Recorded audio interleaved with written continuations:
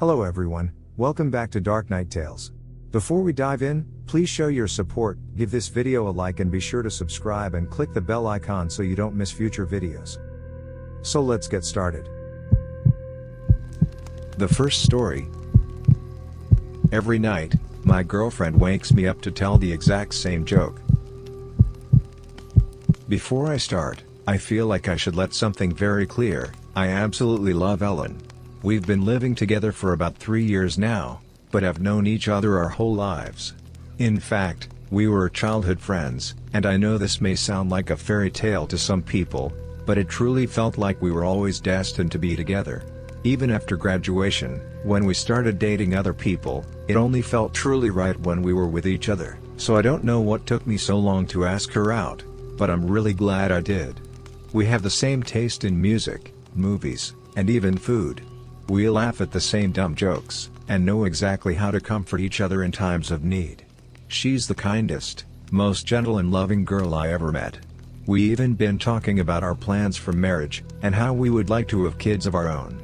That's why it hurts so much how it all went terribly wrong, in just 4 nights. I would also like to preface that Ellen doesn't have much of a family other than me, and some very distant aunts that she never met and doesn't even know their names.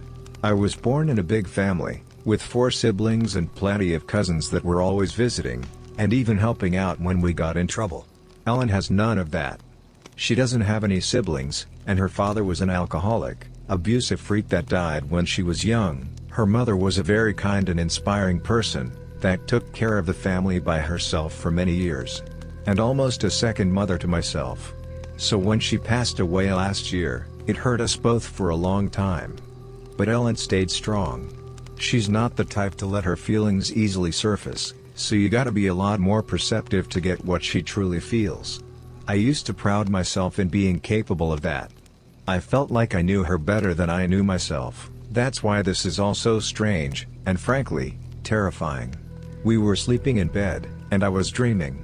I don't really remember what it was about, but for some reason I'm sure of it. Until I heard her voice, very close to my ear, knock, knock. Knock, knock. She was caressing my hair, gently, while sitting in bed and looking below at me. I slowly opened my eyes, groggy from sleep. "Hey! What is it, baby?" She kept looking at me, fixated, and repeated, "Knock, knock, knock, knock." I glanced at the digital clock, on top of the dresser.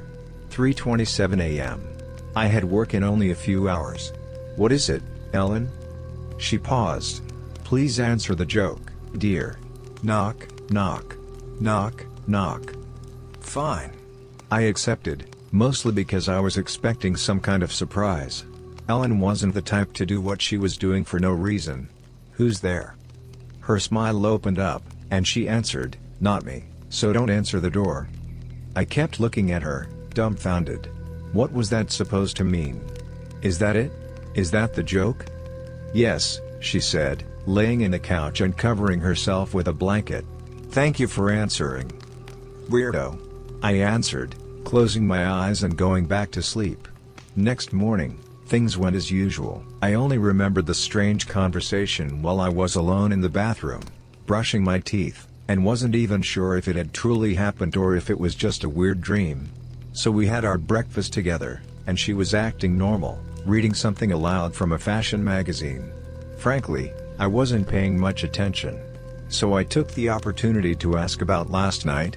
Initially, she didn't seem to know what I was talking about, then her eyes fixated on me and the same smile from last night crossed her face, briefly. And I knew it wasn't just a dream. She told me it wasn't anything of importance, and stopped paying attention when I asked more inquisitively. And even though I shouldn't, I gave up. I had work and other matters to attend to, and just brushed off the weird event thinking it wouldn't happen again. But the following night, I woke up to her voice. "Knock, knock." A pause. "Knock." "What is it now?" I said. "Ellen, what are you doing?" "Knock, knock, knock." She repeated. This time, she wasn't even touching me. Just sitting in bed, looking at me with that same smile. But her eyes seemed larger, and she blinked in longer intervals. I looked at the clock. Once again, 3:27 a.m. "Ellen, come on. What is it? I got work in a few hours, can't have the luxury of waking up in the middle of the night to answer knock-knock jokes. Knock, knock, knock. This is getting creepy, you know? I'm not sure if this is some gag you've been doing, but I don't like it. Answer it. Knock, knock, knock. I sighed, but also let a small laugh escape. It was creepy, of course, but she was also my Ellen. So it didn't bother me as much as it should. Fine. Who is there? I answered in a playful tone. Not me. So don't answer the door. For some reason, I felt a chill down in my spine. It was the same answer as before, and I still didn't get what it meant. But the way she said it, with a strange, monotone voice, contrasted well with her smile and the fact that I had no idea of what she meant by that. What does that mean? I asked. I really don't get it. She just smiled, and went back to sleep. I felt a throb in my heart, but did the same. Next day, we talked again about what was happening. She was very evasive with my questions, and I barely got her to say anything. It was almost as if she couldn't talk about it, which was very strange, considering we talk about pretty much everything. I told her I needed to be well rested for work, something she should understand well, and wasn't liking her little gag every night. She just nodded. And I decided to not press further, as I didn't want to hurt her feelings and had work to attend to. When I got back home, we had dinner, watched a movie and went to bed. Knock, knock. I opened my eyes faster this time around. In fact, I barely got any sleep. I just knew she would do it again and kept thinking about it the whole time. Glanced at the clock, 3:27 a.m. Knock, knock. I thought about ignoring her. Just pretending I was asleep and she wouldn't wake me up. So I closed my eyes slowly, hoping that she hadn't seen me opening them in the first place, and stayed quiet. Knock, knock. She continued. She didn't stop. I regulated my breathing, but she kept going. Knock, knock. I'm not answering your joke, Ellen. Stop it. Knock, knock. I ignored, but she kept going. She had never been this insistent with anything before. I tried to ignore it, but it was getting on my nerves, and frankly, I felt scared. Why was Ellen doing this? Why every night, at the same exact time down to the minute? Why wouldn't she let me sleep until I answered her? Knock, knock. I got up in a sudden movement. God damn it, Ellen. I was ready for a discussion, but when I finally glanced at her, it was as if the strength was drained from me. She wasn't smiling. She wasn't blinking. Just staring right at me, fixated like an animal. And her mouth was moving, slowly, and she didn't stop.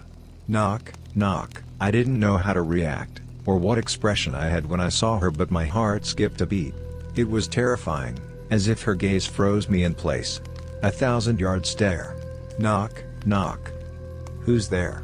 I asked, feeling as if it was the only way out of that nightmare. Not me. So don't answer the door, she said, weakly. Ellen slowly closed her eyes and lay down. I kept staring at her while she fell into what seemed to be a deep sleep. I got up and left. I walked downstairs and sat down at the couch in the living room, staring at the night sky outside and absorbing the quiet of the neighborhood. My heart was beating fast and it didn't slow down. I was too scared to sleep in the same room as my girlfriend, all because of a knock-knock joke. But it was unnatural. I thought about calling someone. I thought about it all being some kind of sleep-related issue, such as some type of sleepwalking. But it didn't make any sense. I felt so tired, and decided that early in the morning, I would call an old friend who's a psychologist and get the opinion of a professional. Something was wrong with Ellen. I stayed in the couch as the day rose, and once Ellen woke up, she was acting normal again. Even asked me why I wasn't in bed. I didn't answer. In fact, I didn't speak to her and simply left for work. She seemed very upset, but I wouldn't do anything about it. Once I got to work, I called my friend, told him everything that was happening in as much detail as I'm describing now. He didn't seem as worried as I figured, but we agreed in making an appointment for next week. Now I just needed to convince Ellen to come with me. I received plenty of text messages from her. She seemed very worried, sad and even confused. She apologized a lot, and it broke my heart a little. I felt bad. I shouldn't have. but I answered her, and made her promise it wouldn't happen again. I also told her about the appointment, and she seemed reluctant but agreed to go with me. So we made up. This was Ellen, after all. The girl I knew ever since I was 6 years old. The woman I loved and that had taken care of me for years. And as much as that strange behavior creeped me out, she wasn't doing anything particularly frightening, or even dangerous. So for a brief while, I convinced myself I should give her another chance. When I returned home from work, we stayed together. She even prepared my favorite meal. Ellen was acting as gentle and caring as I always remembered, and I slept with her in our bedroom, even though I was still a bit reluctant. Knock. I couldn't believe it. She promised me she wouldn't. Knock. I gazed at the clock. 3:27 a.m. Always. Knock. I was laying on my stomach and I couldn't see her face. In fact, I didn't even bother to look at her. I was feeling more sad than scared, at that point. Sad that she had broken her word. Knock. Who's there? I answered, determined to just go back to sleep. Not me.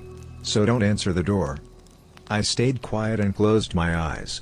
I just hoped I would be able to handle it until the appointment next week. To my surprise, I was actually able to sleep. Probably because I hadn't been able to rest since last night. The following morning, I went back to not saying anything to Ellen, only very limited responses. I was expecting her to act same as yesterday, trying to apologize, but she didn't. Mostly she didn't say anything, almost as if she had accepted it. She also looked tired, or at least a bit weak. I went to work, but I couldn't stop thinking about her.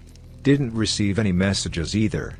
Once I got back, we had the most silent dinner I ever had in my life. And she barely ate anything. I decided to let her have the bedroom and sleep on the couch. I wasn't sure if it would stop her, but held on to the hope that she wouldn't go downstairs only to tell me the same knock-knock joke again.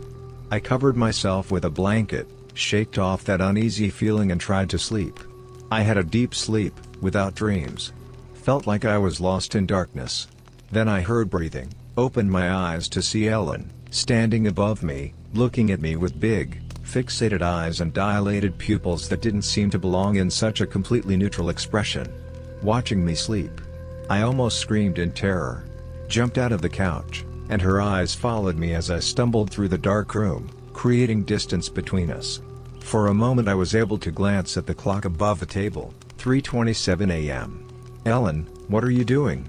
I asked, desperate. But she didn't move. In fact, she didn't say anything. Just stared at me, as if I was made of glass and she could see right through me. Then I heard a knock on the front door. Instinctively, I looked in that direction. It was followed by another knock. And another. Someone almost pounding at the door. I glanced back at Ellen, and she was still staring at me. Slowly, I got closer to the door and she didn't move. The pounding continued. Who's there? I screamed. It stopped. And then, I heard a voice. John, can you hear me? Open the door, please. John, please open the door. I froze in place. The voice kept calling me. But I couldn't believe it. It was Ellen's voice, coming from the other side of the door. But it couldn't be. I beg you, John. Open the door, it's serious. She's not me, I swear. She's not me. Slowly I turned my head to look at Ellen, standing in front of the couch. She was looking at me, the same fixated eyes and a terrible, wide grin across her face. The pounding continued. John, open the door. Please, you have to trust me. I stayed still, not knowing what to do. And I don't remember what happened after that. I just woke up in my bedroom. The digital clock indicates it's 4:21 a.m. Ellen isn't by my side, I'm completely alone. I'm trembling, uncontrollably, and I don't know what's going on. I don't remember what happened after I saw her terrible grin. I don't know if I opened the door. I tried to look for my phone, see if I could call the police, or at least someone that I know. But I left it downstairs. All I have is Ellen's laptop, and it's where I'm writing this right now, to get advice. Because I can't go downstairs. The corridor is dark, very dark, almost as if the shadows were leaning into the room. And I can hear a faint, scratching sound coming from below. What should I do? The second story. I'm a delivery guy and I haven't been the same since I took a shortcut through the forest. I have been working for a delivery company for the last couple years. The money isn't bad, but it means long days and late nights. Last year, coming up to Christmas, there was a night that I will never forget. I had finished delivering the last parcel after a particularly long day. It was late and I was exhausted and thought I was going to fall asleep, so I pulled up to a gas station to get coffee. It seemed pretty quiet and I was the only one there besides the shopkeeper, who was chewing tobacco on the bench outside. The second I stepped outside the car, the shopkeeper looked me up and down and said, "You ain't from round there, are you?" Without breaking eye contact. "No, I'm not, I live in the city. I was just delivering a package a few miles up. Just getting a coffee before I head home." "Well, it's a bit late to be round these parts. Ain't it? It's a busy time of year. Christmas is around the corner." "I guessed as much. Come on inside and let's get you that coffee." He poured a liquid that seemed to resemble tar rather than coffee into a paper cup. I picked up a donut from a wicker basket and grabbed a $5 bill from my wallet. As I was doing so, I heard a loud bang coming from a door behind the counter. What the hell was that? "Oh, that's you, my dog Jeremy. He gets all lonesome when he locked up all by himself." "Well, that's a hell of a big dog you have there." "Yeah, it's a fine dog. Good at hunting. I don't suppose you go hunting often, seeing that you live in the city." "I've hunted pheasants once or twice with my Uncle Johnny. Never really liked it. Guess I just don't have the stomach for seeing dead animals." "Whereabouts do you live?" I told him the area, and as I did so he just stared at me and nodded his head. "Yay, I know the place you're talking about. I've been there once with my friend Carl. We was getting some supplies for the farm. When we went, I remember going down a road in the middle of the forest. Brought us right up beside the highway. This was just what I needed, a shortcut." "Where is this road you're talking about?" "You drive on the road that you was on for about 20 minutes, then you'll see a little dirt trail. Follow that little road and it'll take an hour off your journey." "Wow, thanks. I best be on my way now." I began to wonder how I never saw it before. I handed the $5 note. "You better mind yourself, it's dangerous round these parts at night," he said while I poured the bitter coffee down my throat, wincing at the taste before walking towards the car. After about 20 minutes of driving, I saw the turnoff. It was almost invisible unless you were looking for it. After about 2 miles of potholes and puddles, the engine began to sputter before cutting out. I got angry and smashed my hand into the horn in frustration. Then I went to check the engine, slamming the door behind me. Clouds of smoke came pouring out from the bonnet. I tried to open it, but when I touched it I burned my hand. I was stressed. Now I had to wait for a tow truck to pick me up. I heard a growl, then a loud bang followed by footsteps running towards me. I was afraid it was a bear, so I ran into the car and squeezed in behind the driver's seat so it wouldn't see me. In the distance, about 20 feet in front of me, I heard the gravel crunch. Something was walking on all fours towards my car. The sound of the steps got louder and louder until it was right outside my passenger door. My curiosity got the better of me, so I slowly turned my head. It was a moose. I was relieved and let out a little laugh and sat up. The moose was looking in at me, but then it suddenly jerked its head around as if it heard something in the forest. But before it even got a chance to move, it was dragged back into the dark cover of the forest. My heart jumped. What creature could even do that? Was a bear that strong and fast? Whatever it was, I wasn't too eager to meet it, so this time I crouched back down even further. My muscles were getting cramped and I could feel the ligaments on my thigh stretch. It was extremely painful, but I was afraid if I moved, the creature would have known I was there. My body practically cried out for me to move, but I didn't want to alarm whatever took the moose. I was in pain and was about to stretch, but then I heard a massive thud that caused the car to shudder. Something was on the roof. I could feel my heart pounding against my knee. I heard it moving around above me before jumping off and running away. I let out a sigh of relief. It was gone. Bang! Exclamation mark! Something crashed into the windscreen, sending glass flying all over the place. I wiped a few shards from my face and looked up and saw the moose head dripping with blood. Something must have ripped it clean off. Its antlers wedged into the window real good. There was a strong smell and I could feel vomit seeping up my throat. I scrambled back to the other side of the car. Something was dashing around inside the forest.